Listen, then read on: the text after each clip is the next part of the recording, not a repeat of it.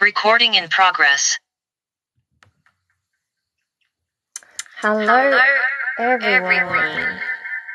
Ooh, that's not going to work. Okay, well, I guess that's not going to work. That's fine. How are you all? I know, I'm just waiting for you all to come in. This is the Birth Gates story and live. And I am so excited to teach you this lesson that I teach in my classes. It is really fun to learn ways to describe the birth experience and all the things that you'll need along the way in a really intuitive and deep thinking style. This was one of the most revelatory processes that I had with my training with Birthing from Within, and I truly grew with my training with them, and I'm so grateful to share this information with you all because it was truly life-changing.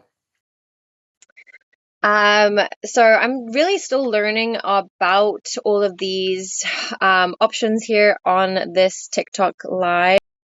Join me. That's interesting. So if you can hear me and everything sounds good on your end, give me a wave.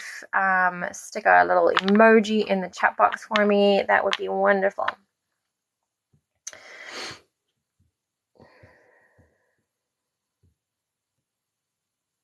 Hello, everybody. I know we've got the clock counting down for the start of this workshop where you will learn around 7 gates on what the gates of birth look like and what they mean and how you're going to prepare for those gates. Hi, thank you for tuning into the chat. It helps me to know you guys can hear me. I'm definitely a newbie at lives, so if you guys know how I can improve my lives, let me know. Guess what? What am I guessing? I can see you guys. Thank you for checking in on the chat. And I hope that everyone who put the reminder on for this event is coming in. So we'll just wait a couple more minutes as that unfolds. Yeah, I am definitely working in my trailer. I have 2 children and my home isn't huge. So this way I get to be completely with you guys, undisturbed by little people who need me always. I am a mom of 2 and it is, if you're showing up because you're pregnant, it is where you're heading. It is amazing, but also challenging. And this is why I do this work. So as people keep coming in and the reminders are going off about this live, I will get started on what I have to talk about, which is the 7 gates of birth. And my name is Teri-Ann. I'm a childbirth educator and a certified holistic nutritionist. And I was truly shocked by the transformation that is the birth experience. And I knew that I had to make a difference in how underprepared I was spiritually and within my community, within the awareness that we are more than just a body. And this experience is for sure going to help you, even if you aren't pregnant. I do really believe that we are going through an awakening, and this work really does reflect a lot of what people are experiencing in the world right now, which is an awakening process to the idea that maybe the systems that we have in place just aren't really working for us and we do need to improve them. And how we can do that is by participating in every aspect of our birth preparation and understanding that we are way more in control than they like us to think, and looking at birth as a spiritual awakening where you step out of one reality and into another is pretty much the reflection of the truth. We are moving into a whole new world when we become parents. And if you weren't aware, you aren't going to be the same person when you come out on the other side. And that's okay. What we can do is keep up with learning and growing in pregnancy and listen to what our bodies are asking of us as we go into pregnancy and birth, and then using the tools that we learned with our community and with lessons like this, you can really make the new parenting experience one that is filled with self-reverence for the challenge of the newness of it all. We are far more able and capable than we know. And then we are let on to encourage and really nurture in ourselves and our communities, because we can't do this alone. There is nothing about this experience that should be done alone and could be done alone without some true suffering. So remembering that learning ways to connect with the community along your birth preparation and pregnancy journey is essential. And I teach that within my classes. So today we're going to learn about the 7 gates of birth and what they may mean to you. And we're going to learn these gates through a story that I have for you.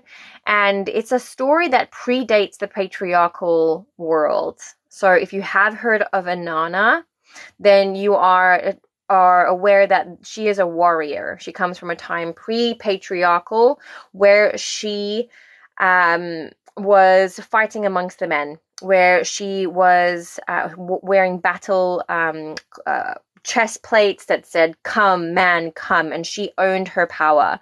There was no indoctrination into believing the wife should be at home at her time. She ran 7 temples. She was a busy woman, and in the time of Innana, which is pre-patriarchal, she was truly the queen of heaven and earth. In her queendom, she ran the temples that weren't really religious spaces. This is a time before what we know to be true about religion. There were spiritual elements to the locations that people would gather at that time, but the temples were places of trade and community held spaces for interaction amongst the people. And she was very involved and loved her work. But she kept hearing this call, Innana, Innana. She just wanted to ignore it because she really wasn't ready to listen to the call, Innana, Innana. You know, the people in the temples were needing her to show up, and so she did. Until there came a time where she was truly unable to be in that space and to not listen to the call. So she just had to pack the temples up. And in pregnancy, you get to a point where you have to start planning your maternity leave. You have to start planning with your partner, or who's going to, look after us while baby is here. You start planning the other side. You start planning the return from birth, and you start planning leaving your job, figuring out who's going to come and visit you, and asking the friends who will be available for daytime visits, that type of thing. So Innana started to close down her life in the understanding that to move into the next stage, the next chapter, she needed to prepare. And so she did that. She went along and had to prepare some items for her journey into the unknown. And the unknown can truly be compared to what we're heading into now as a collective. We are going into an unknown world. Things are changing faster than they've ever changed before.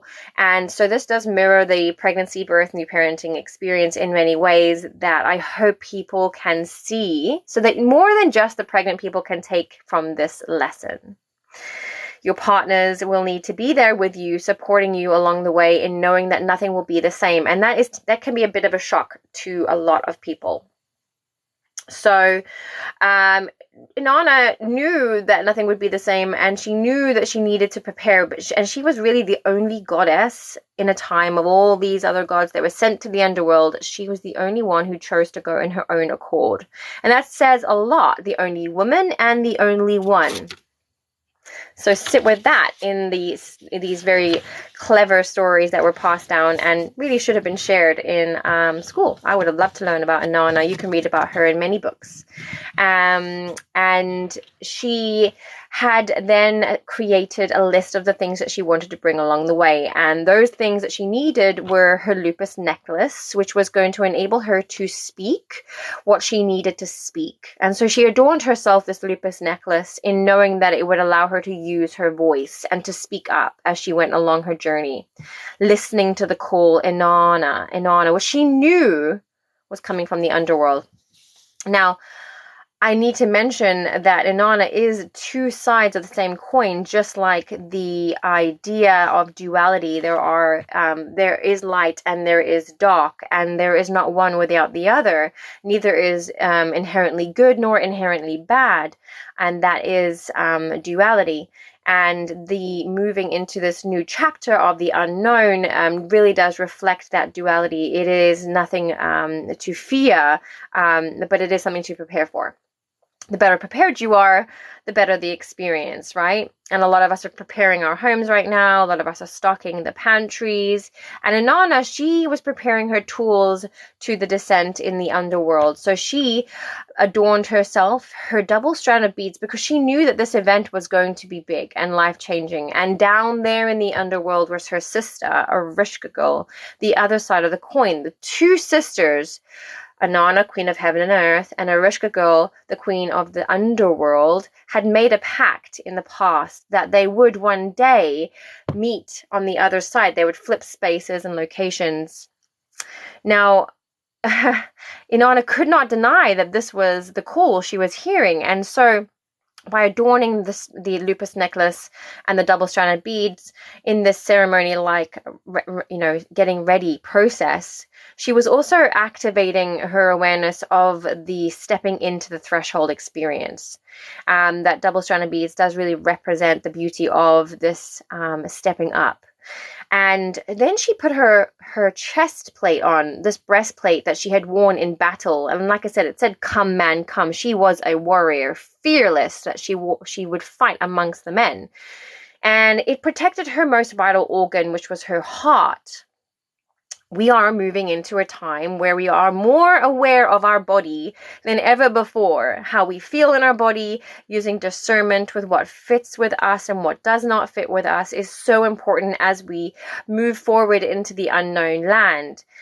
And when you become a parent and you meet your baby for the first time, or you move through the threshold and you meet yourself so clearly for the first time, you carry a weight of love that you have never felt before. That is something undeniable, and every parent will tell you. There is nothing that can compare to the change that seeing your baby for the first time does for you. Maybe not the first time for some, maybe a little after a while. We should break that myth in stating it's always the first sight, but it is the awe of the experience. She also adorned herself a gold circlet bracelet, and gold was revered for its strength and its flexibility. She adorned her royal cloak to truly cover her and keep her from the elements. Now, this is important as you're going into the unknown. You want to keep yourself covered, and also it differentiates you from the animals by wearing the clothes, especially as you're going into a hospital setting. You might be asked to wear a hospital gown, and this hospital gown really takes away that you, because it puts you into a role or a character and you play that character. Some people, of course, not, but there is a lot to it in the psyche. So Innana chose wisely in choosing her royal cloak, because not only did it protect her from the elements, but it also protected her from losing her sight of who she was and her journey, and it would help her along her journey. She, of course, utilized the crown she had made out of the bull's horns that she had killed through the years to feed her family. And this crown truly did represent her stature and, amongst her people, and her wisdom, as she had worked to be there at that in that role as queen of heaven and earth, Innana. Now, the last thing she brought with her was her measuring rod, and most can truly compare her measuring rod to your cell phone. We all have a way to keep things in order and in track, and so in her day, a measuring rod was what they used to track the year, when the markets would be the busiest and when certain ceremonies would be happening, and so that was her measuring rod. And she was preparing this with the help of her servant, Ninshibur. Her sidekick, really. This Ninshibur was really concerned as to why Innana was putting all of these items together, and asked, "Innana, where are you going that you need all of this?" Innana said, "Well, Ninshibur, I'm going to the underworld because I need to heed the call, but I do need something from you. And in doing this, she turned Ninjaper's concern into a use and gave her somewhere to bring that energy and use that enthusiasm for protection. And so she asked Innana, and this is where your community comes in. You ask your community for the assistance for when you come back from the event that is birth. And for Innana, this was to the underworld. She needed her community to know that if she did not return within 3 days, that Ninjaper was to put on her royal cloak or sackcloth of grief and to bang the drums as she walked through the community so that she could alert her community to the need that she had. So Ninjaper obviously was very grateful for this opportunity to support her in her journey into the underworld and said, yeah, I'll be there for you. So now Innana stood at the gates of the underworld, and she is a queen. She has never come across a gate before. Someone is blocking her way? What is that? So she bangs on the gates, a little miffed as to why it's locked. I'm heeding the call. I'm ready. Bring it. And she had to wait. And she waited, and then just like the wait of waiting for the day, the due date, the magical number given to you on a piece of paper from a scan that doesn't really give you much clear guidance as to when your baby will come. The gate guard, Nettie, came up to meet Innana and asked, "Who are you, and why have you come to the gate of the land where no one returns the same?" Innana said, "I am Innana. I am the Queen of Heaven and Earth, and I have come to heed the call. Please let me in." So Nettie said, "No, please wait." And so he went down into the underworld, past all the gates, and he spoke directly to the queen of the underworld, Ereshkigal. He said, "Ereshkigal, you will never believe who is at the gate waiting for you." So she said, "Who is it?" "Oh, it's Innana. She wants to come down." And so Ereshkigal bit her lip and slapped her thigh with such enthusiasm she could not believe the day had come. She had been waiting for this day to be seen and to be heard, as many of us have. Many of the undersides of us have, the sides that have not yet been seen by people or even known by yourself. So he said, "Let her in, but take from her that the things that she does not need. I want her to be bare and ready to meet me at the gate." So he zipped back up through all the gates right to the top, and he said to Innana, "You may enter."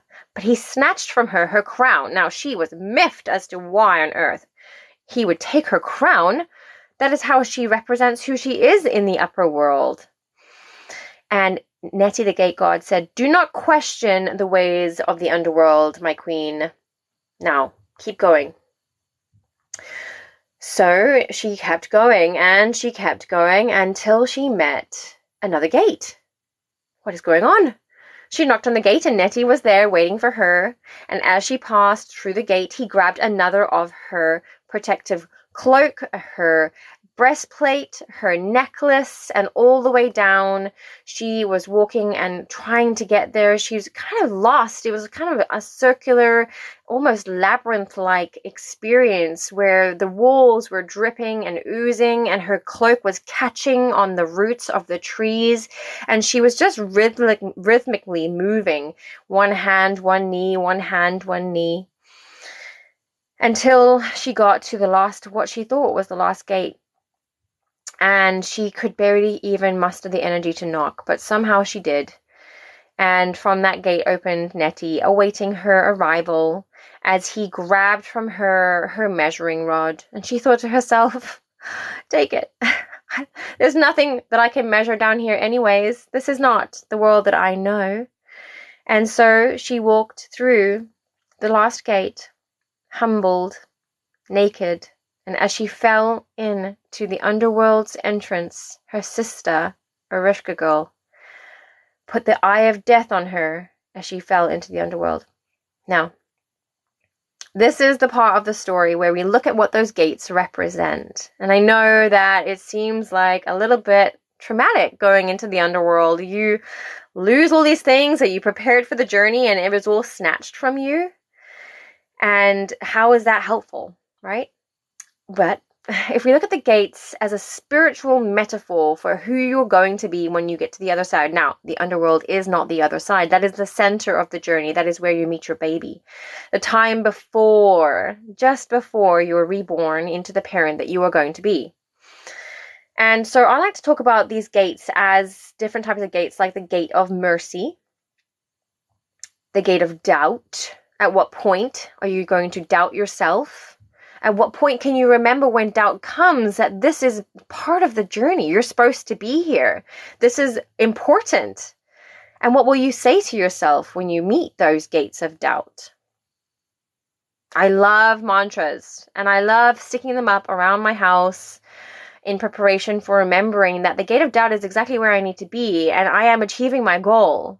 And I will remind myself that I will ask for the guidance and assistance from my ancestors, all have birthed before me, to help me move through this gate. And I will visualize this, and I will breathe through it, and I will drink what I need to drink to motivate my body to keep going, and that is what I do. There's a gate of gratitude. There is the gate of the tiger. The screen is now telling me to do some things. I'm not really sure what this means.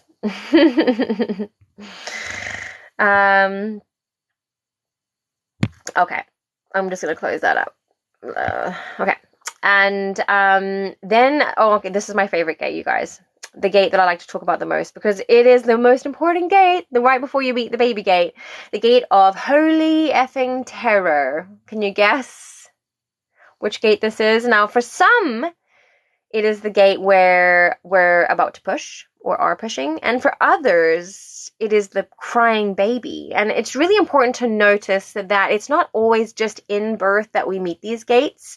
You might meet them all in birth, but you might meet them all again in a very different way in the new parent experience. There's the gate of great determination, because most of us will need to know that we're going into this knowing we're going to meet our baby. We're super determined to do this, and that's great. And how will we remind ourselves that we are at the gate when we need to remind ourselves to celebrate the journey that we're on?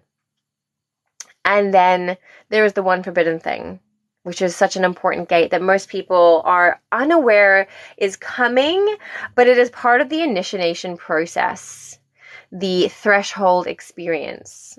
The experience of losing yourself in the things you didn't think that you were capable of, or that you didn't think you'd have to do, or did do, or you get the gist.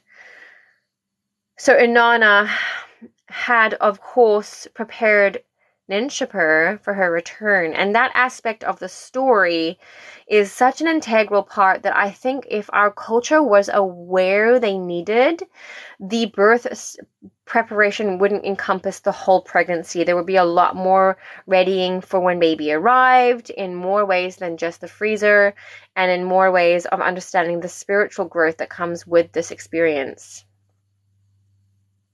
Did the baby doll move? I didn't see it. I'll have to look at the video.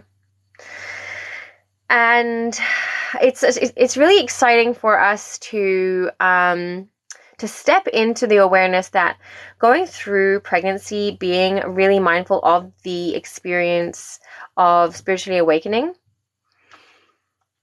does require time to sit and be. And I think that's what pregnancy is all about. It's about slowing down and sitting and being and enjoying the process of growing on the outside and visually growing on the inside too, by how you move through pregnancy and towards that threshold that may be really scary for some people. And some people like to bury their head in the sand and not look at it at all, whereas others like to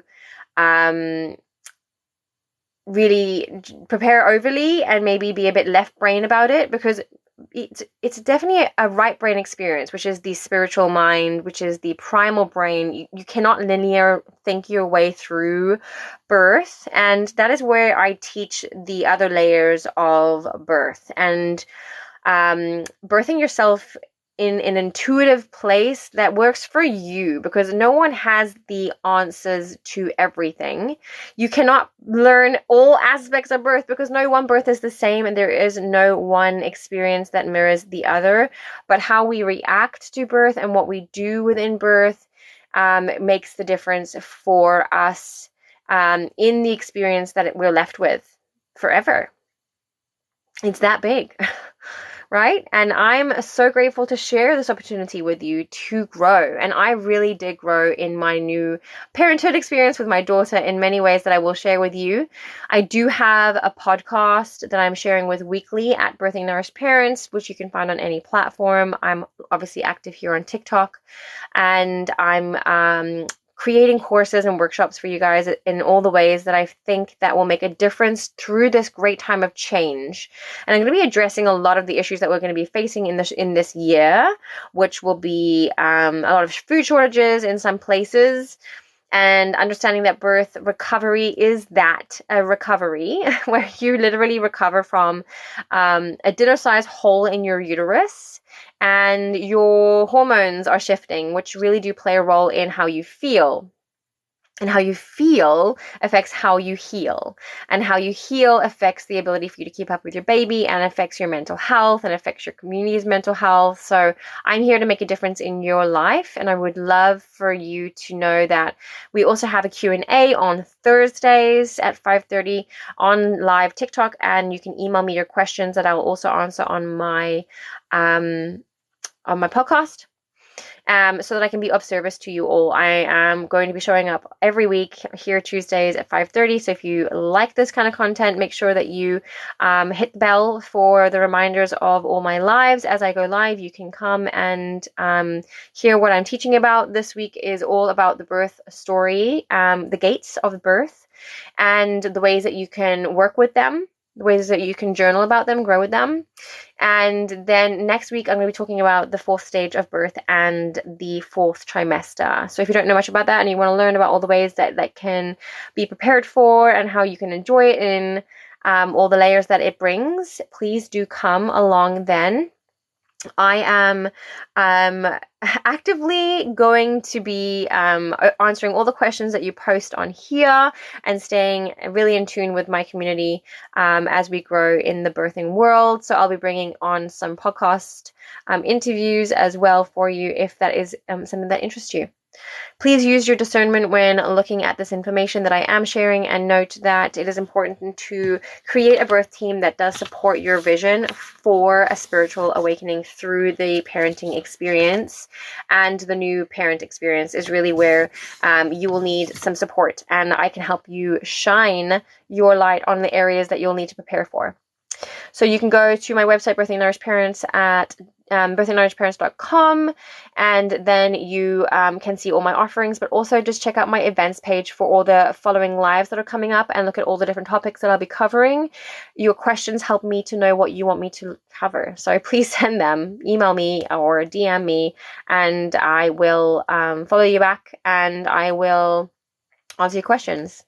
I am truly inspired by the awakening process of becoming a new parent, and I'm truly inspired by you. So thank you for letting me participate in your awakening process, and know that the birthing revolution is only happening because you are ready to step up and step into your light. So before we leave, I would love for us to do a quick intuitive check-in, and know that at this time right now, you are exactly where you need to be.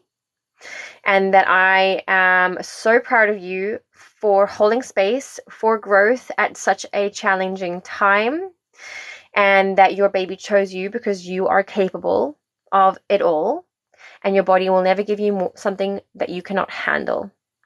So take away a mantra or a statement for yourself today to keep reminding yourself in each moment that you are a powerful creator, and that how you react in each moment will help vibrate out the frequency of love or the frequency of fear.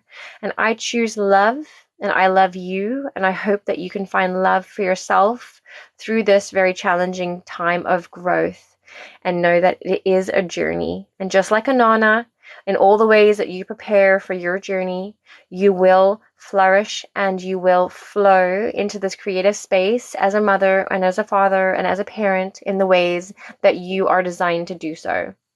Thank you for being here with me, and I look forward to seeing you on Thursday for the Q&A, where we dive deeper into all the ways that this story inspired you or brought out some questions. And I will see you then. Thanks so much. How do I end this thing? There it is. Thanks again, guys.